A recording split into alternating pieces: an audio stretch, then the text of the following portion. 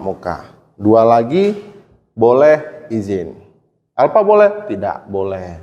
Tapi saya menyarankan untuk mengabari kepada komtingnya untuk bisa tetap menginformasikan.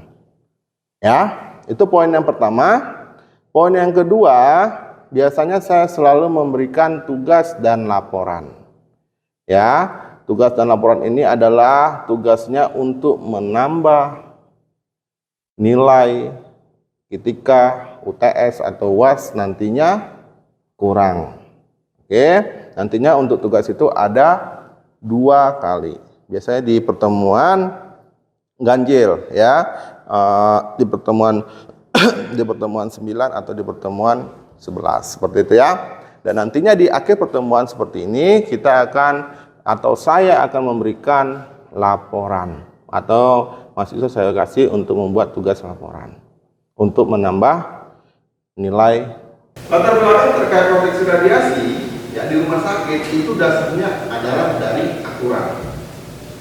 Ya, aturan, tidak bisa proteksi radiasi itu kita buat langsung kita lakukan. Semuanya itu ada aturan. Siapa yang mengatur? Yang pertama yang membuat aturan itu adalah Bapeten. Ya, Bapeten yang membuat aturan. Ya, seperti itu. Yang pertama, kita mengikuti aturan dari PP nomor 63 tahun 2000 tentang keselamatan dan kesehatan pemanfaatan radiasi pengion. Ya, itu aturan dari Bapeten. Ya, yang kedua lagi PP nomor 45 tahun 2023 ini yang terbaru. Ya, terkait dengan keselamatan radiasi pengion dan keamanan zat radioaktif. Ya. Sorry.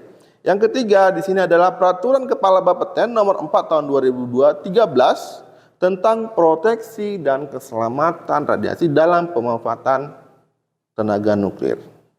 Dan yang keempat adalah Peraturan Bapeten nomor 4 tahun 2020 tentang keselamatan radiasi pada pengguna pesawat sinar X ya dalam diagnostik dan intervensional. Jadi ini semua ada turunannya. Maksudnya ketika kita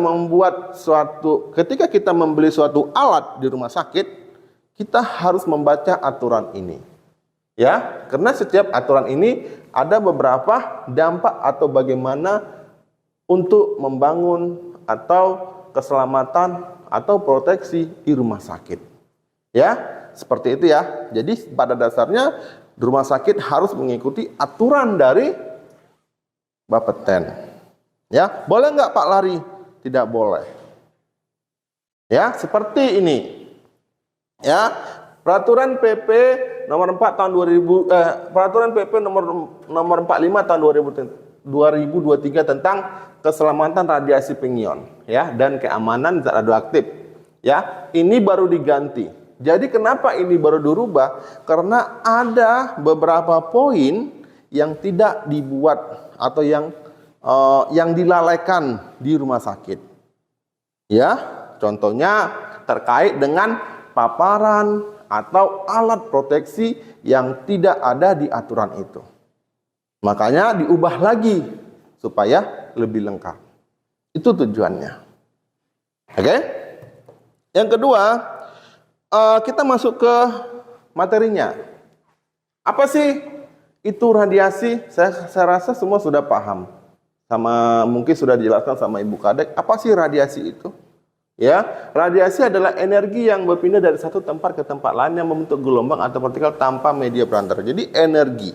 Ya, radiasi itu terbagi jadi 2, radiasi pengion dan non pengion. Paham?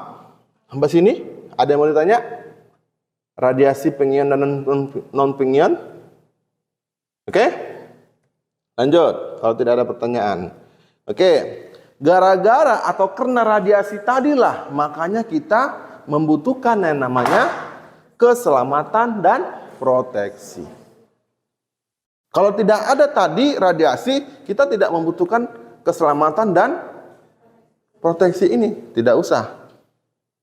Ya, karena radiasi tadi memiliki energi yang tinggi, makanya kita membutuhkan keselamatan dan proteksi radiasi. Oke, ini penting. Ketika kalian main HP, ini saya contohkan adalah yang sederhana di masyarakat. Ketika kalian main HP, ya, kalau kalian tidak ada namanya penahan layarnya untuk menahan seperti templer namanya ya, itu langsung kalau tidak pakai itu nanti langsung terkena mata kalian. Biasanya langsung merah seperti itu. Caranya apa? Ya HP-nya harus dikasih pembatas atau proteksinya. Ya, seperti itu. Itu adalah contoh sederhana biar kalian memahami.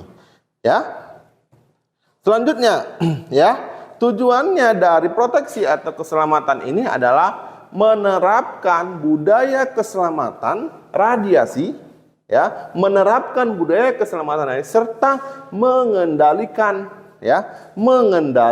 bahaya radiasi khusus di lingkungan radio intervensi. Kenapa Pak? Seperti bahayanya seperti apa sih Pak? Di rumah sakit untuk alat intervensi atau cath lab, ya, itu radiasinya lebih tinggi. Ya, ketika kita mengekstray atau menembak itu bukan sekali, lebih dari 10 kali. Kenapa Pak? Karena yang mau ditembak itu adalah pembuluh darah.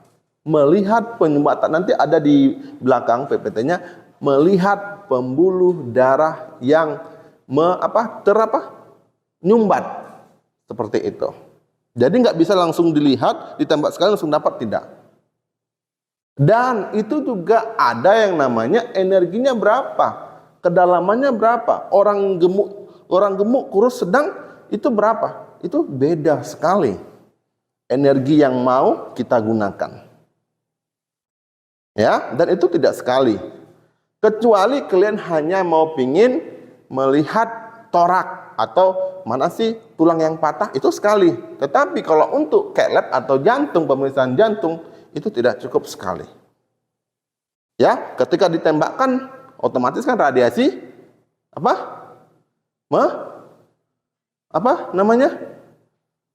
kalau radiasi ditembakkan otomatis ada yang keluar, ya, ada yang diteruskan, ada yang terhamburkan. Itu yang bisa kena kita. Oke? Itu ya, paham ya? Nanti ada kok penjelasannya energinya. Oke, terkait budaya mungkin sudah tahu ya, budaya keselamatan. Saya nggak usah jelaskan terkait budaya, sampai pada dasarnya budaya ini ya tujuannya adalah supaya pekerja radiasi di rumah sakit atau operator atau siapapun yang kerja di rumah sakit memahami terkait budaya keselamatan. Mau budaya, kalau di radiologi berarti budaya keselamatan terkait dengan radiasi. Itu penting sekali. Oke, di sini adalah implementasinya adalah diterapkan dalam sebuah jenis kegiatan baik untuk organisasi maupun individu pada semua tingkatan. Perhatian terhadap keselamatan ditunjukkan dari fitur budaya keselamatan itu sendiri. Fiturnya adalah bagaimana beberapa peralatan, proteksi, atau inisiatif kita bila itu ada masalah selalu diterapkan keselamatan. Itu yang dikatakan dengan budaya. Jangan sesudah terjadi masalah baru dibicarakan. Jangan seperti itu. Di rumah sakit tidak bisa seperti itu. Atau dimanapun kerja, namanya kalau sudah ada masalah harus segera sebelum terjadi masalah, kita sebagai praktisi harus sudah tahu nih, ini akan jadi masalah. Tolong diselesaikan ini dulu. Tuh ya, itu namanya yang dikatakan dengan budaya keselamatan. Kita harus memahami mana yang akan terjadi masalah. Oke, di sini ada fiturnya, ya mungkin dari atas dulu ya, mungkin dari bawah dulu. Kalau dari diri sendiri ya. Ini hanya sebagai motivasi kita supaya kita tahu budaya keselamatan itu, supaya mengerti kita bahwa budaya keselamatan itu penting rupanya, bukan buat kita tetapi buat orang lain juga. Oke, yang dikatakan dengan budaya keselamatan. Ya. Oke. Masuk lebih teknis lagi kita, ya. Tadi itu masih luar-luarnya aja, sekarang masuk lebih teknis lagi terkait dengan prinsip dari implementasi proteksi radiasi. Ya, ada 3, ya. Prinsip dasar dari proteksi radiasi itu ada 3. Yaitu justifikasi, limitasi, dan optimasi. Ya, inilah yang dipakai di rumah sakit atau ketika kita memberikan radiasi atau dosis kepada pasien, kita harus memikirkan 3 ini. Ya. Yang pertama itu adalah justifikasi. Di mana justifikasi penggunaan radiasi itu adalah bagaimana radiasi itu bisa dimanfaatkan. Ya, dimanfaatkan ya dan menghasilkan keuntungan yang lebih besar. Radiasi yang kita manfaatkan tapi mempunyai keuntungan. Di mana Pak keuntungannya? Ketika kita meradiasi pasien, ya, otomatis kan kita mendapatkan citranya. Ketika kita mendapatkan citranya, otomatis pasien tersebut bisa kita deteksi atau dokter bisa mendeteksi penyakitnya. Itu yang dikatakan dengan justifikasi. Ada keuntungan yang lebih besar ketika dokter atau ya kita bisa memberikan itu. Keuntungannya apa tadi? Kita bisa melihat apa sih penyakit pasien ini. Paham? Itu satu. Ya, itu namanya kita memanfaatkan radiasi dengan keuntungan yang besar. Yang kedua adalah limit. Ya, di mana dosis ya itu tidak boleh melampaui nilai batas dosis atau NDB yang ditetapkan oleh badan pengawas. Oke, ini adalah ruangan CAT lab. Ruangan CAT lab di sini ya, di sini ada yang harus standarnya dalam proteksi radiasi, implementasinya dan tidak. Ya. Jadi di sini adalah pelindung radiasi secara baik dan benar. Oke, kita lihat dulu yang tidak bagus. Ya, ini alat CAT lab. Ya, ini ditembakkan. Radiasinya nanti dari sini nih, ditembakkan. Otomatis kan terhambur semua radiasinya kan? Terbayang tidak? Ya, terbayang kan? Ditembakkan.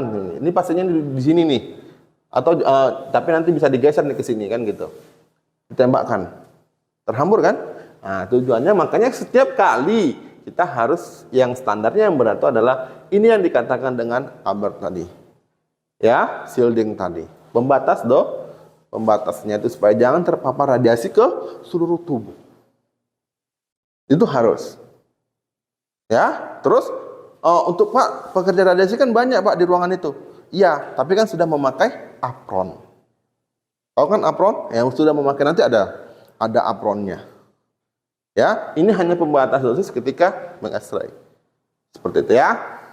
Di sini ya, ini adalah gambar fluoroskopinya.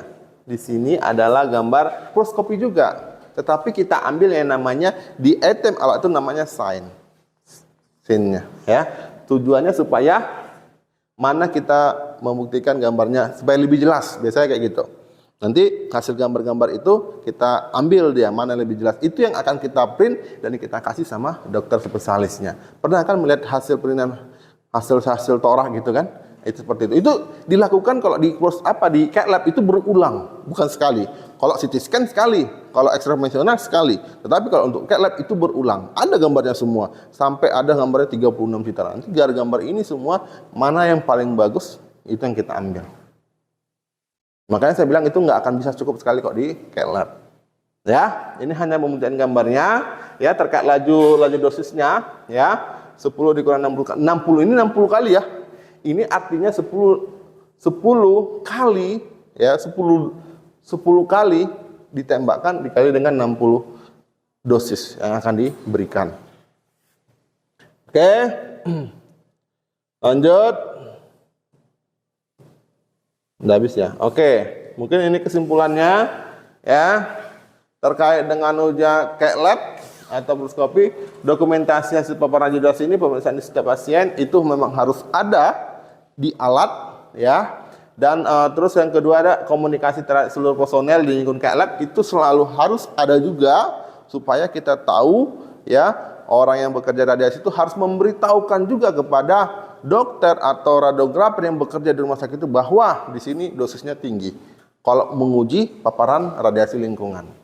Terus di sini mengevaluasi dosis, ya ini tugas kita fisika medis, kalau ngambil fisika medis nantinya. Terus ada komunikasi dengan operator tentang durasi penyinaran. Ini juga nanti dokter, radiografer, psikiatris nanti berdiskusi terkait lamanya penyinaran seperti itu. Terus nanti adanya juga komunikasi terkait dengan operator dengan proyeksi. Tahu proses ini tadi sudutnya, ya salah satu faktornya adalah sudut penyinaran dan meminimalkan laju dosis paparan. Dan yang terakhir adalah fisika medis berkala mencatat dan evaluasi terhadap laju dosis itu. Jadi banyak sekali yang harus diperhatikan. Ya, ini masih program proteksi radiasi di ruangan lab. Belum lagi proteksi di ruangan kayak CT scan, X-ray konvensional. Tapi biasanya lebih mudah di yang lain. Ya, ini untuk diagnostik. Tapi kalau untuk radioterapi lebih parah lagi. Maksudnya bukan lebih parah, lebih tinggi lagi. Proteksinya betul-betul pengamanannya harus lebih maksimal. Ya, kayak di Doris itu sudah ada radioterapi. Dan untuk kedokteran nuklir lebih harus waspada lagi kedokteran nuklir karena dia menggunakan isotop. Nggak bisa main-main. Sedangkan kamu nanti ketika ada pasien yang selesai dioperasi dilakukan tindakan itu nantinya 1 jam di ruangan tertentu. Nggak boleh kita nyapa dia karena radiasi kan menggunakan isotop ya. Itu kan disuntikkan ke pembuluh darahnya. Ya, pembuluh darahnya itu jalannya kan untuk mendeteksi di mana penyumbatan. Ketika 1 jam pemeriksaan, 1 jam kemudian baru istirahat. Nggak boleh setelah dia kencing lah bahasanya baru boleh ke ruangan tempat ramai, itu pun nggak boleh ramai-ramai banget. Karena masih ada isotop yang akan menempel di tubuhnya. Kenapa Pak itu digunakan? Ya itu tadi untuk mendeteksi seberapa akutnya penyakit ini di seluruh tubuh dia. Biasanya sih kanker, biasanya seperti itu. Akan kelihatan semua nanti kanker itu. Gitu ya. Ada pertanyaan sampai sini? Ada yang ngantuk? Oke? Oke, boleh bertanya. Aduh. Rasa juga lelah saya. Oke, boleh bertanya Kevin? Ya, baik. Jadi saya ingin bertanya Pak terkait proteksi ini. Bagaimana jika misalkan di suatu kondisi sedang dilakukan pemeriksaan? Ya. Nah, tadi kan dikatakan ada radiasi yang terhambur keluar. Benar. Ya. Nah, itu bagaimana nanti untuk proteksi yang berada di luar ruangan? Apakah orang yang entah itu pasien juga atau sesama praktisi sedang mondar-mandir di sekitar area ruangan itu akan berpotensi terkena radiasi juga walaupun dia berada di posisi di luar ruangan cath lab tadi. Oke. Dan juga ini Pak untuk yang beberapa alat proteksi salah satunya seperti apron, apakah itu ada masa pakainya Pak? Oke. Itu yang ingin saya tanyakan Pak. Terima kasih. Oke, terima kasih untuk pertanyaannya. Pertanyaan yang pertama itu adalah ruangan cath lab itu adalah ruangan di daerah yang agak terjauh tempat keramaian. Ya, contohnya contohnya saya menggambarkan ini ruangan cath lab yang biasanya orang lewat itu di sana, nggak boleh di sini. Ya, yang di sini itu orang lewat biasanya adalah orang karyawan. Itu oke ya. Tetapi itu bisa kita lakukan pengukuran. Namanya kita membuat daerah terkontrol dengan daerah non terkontrol.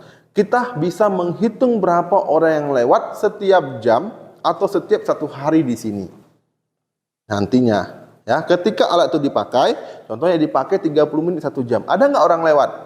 Oh, tidak ada. Berarti nanti kita hitung 1 hari. Itu bisa dilakukan. Menganalisisnya ada. Ya, itu kemarin nggak salah dilakukan Sinawan. Saya suruh dia untuk di ruangan ruang cath lab kalau nggak salah terkait daerah yang terkontrol dengan non. Jadi kita menentukan daerah terkontrol dengan daerah non kontrol. Itu kalau daerah terkontrol itu berarti ada orang lewat berulang dan tidak berulang. Seperti itu ya. Tapi di daerah cath lab ini biasanya dia agak terpinggir. Ya, biasanya orang lewat itu hanya kalau nggak pasien ketika dioperasi atau karyawan yang lewat. Biasanya itu, dan itu jarang sekali biasanya. Tapi itu bisa kita hitung.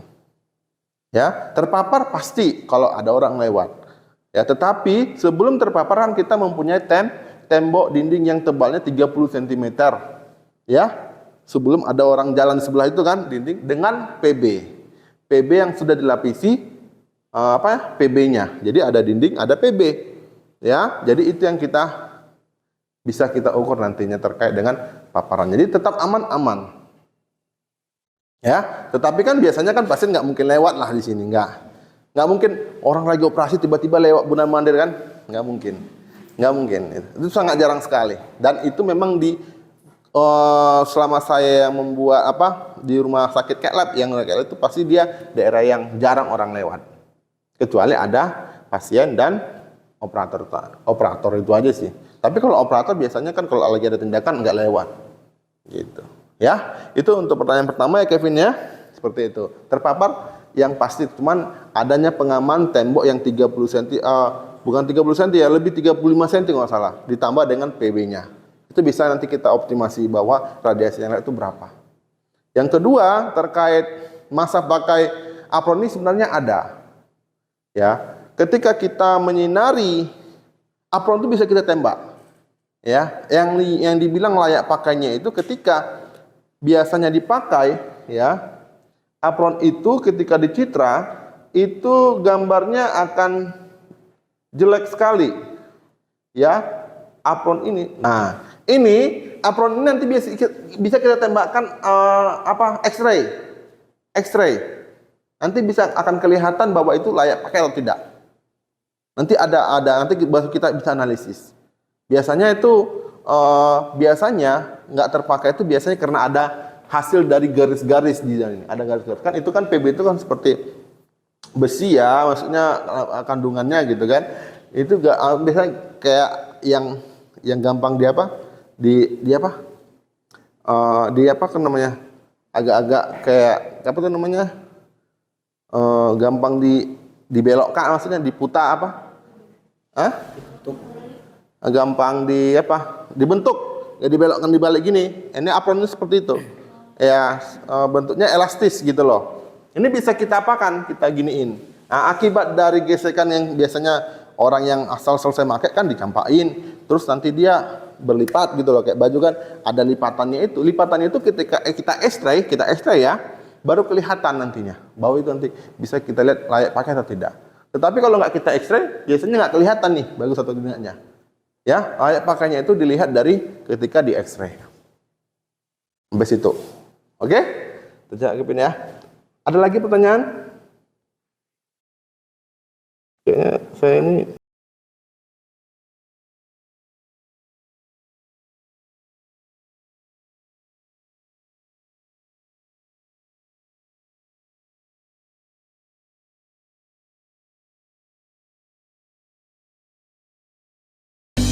demikianlah pengenalan mata kuliah fisika medis untuk hari ini. Saya berharap nantinya mahasiswa bisa mempelajarinya kembali terkait pertemuan hari ini. Saya tutup. Assalamualaikum.